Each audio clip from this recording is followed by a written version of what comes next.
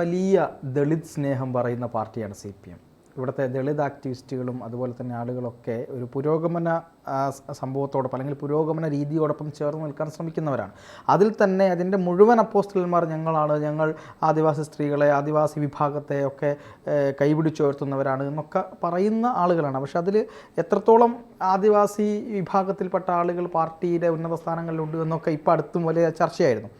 ഇപ്പോൾ ഒരു വലിയ രീതിയിലുള്ളൊരു ചർച്ച, ഒരു വിവാദപരമായ പരാമർശത്തെ പറ്റി നടക്കുന്നുണ്ട്. അതായത് വയനാട് പനമരം പഞ്ചായത്തിൽ ഒരു ഇലക്ഷൻ ആയി ബന്ധപ്പെട്ട് അവിടുത്തെ CPMൻ്റെ പഞ്ചായത്ത് പ്രസിഡന്റ് അവിശ്വാസത്തിലൂടെ പുറത്തായി.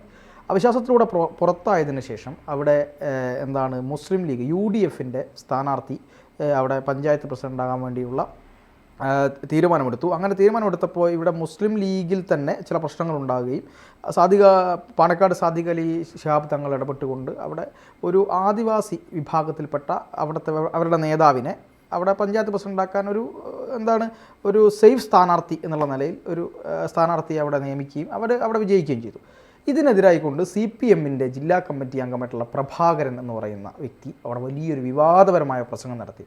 ആ ആദിവാസി പെണ്ണിനെയാണ് അവർ പഞ്ചായത്ത് പ്രസിഡൻ്റാക്കിയത്. ഒരു മുസ്ലിം വനിത പ്രസിഡൻ്റാകേണ്ടി എടുത്താണ് ഈ ചതി ഇവർ ചെയ്തിരിക്കുന്നത്. ഇതിനിവർ മുസ്ലിം വീടുകളിൽ എത്തുമ്പോൾ ലീഗുകാർ മറുപടി പറയേണ്ടി വരും എന്ന വിമർശനമാണ് വരുത്തിയത്. ഇതിനെതിരെ BJP അടക്കം വലിയ പ്രതിഷേധങ്ങൾ അവിടെ ഉയർന്നിട്ടുണ്ട്. കോൺഗ്രസിൻ്റെ ഭാഗത്തുനിന്നും ഉയർന്നിട്ടുണ്ട്.